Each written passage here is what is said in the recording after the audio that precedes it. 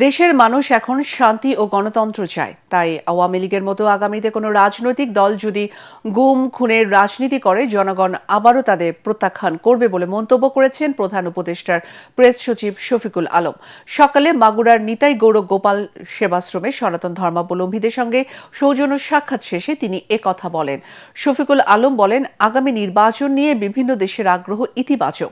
জাতীয় নির্বাচন উৎসব মুখর পরিবেশে অনুষ্ঠিত হবে জানিয়ে প্রেস সচিব বলেন, ভোটে জনগণের অংশগ্রহণ নিশ্চিত করা হবে। বাংলাদেশে একটা স্মুথ ডেমোক্রেটিক ট্রানজিশন হবে, একটা সুন্দর ইলেকশন হবে, ফ্রি ফেয়ার পিসফুল ইলেকশন হবে।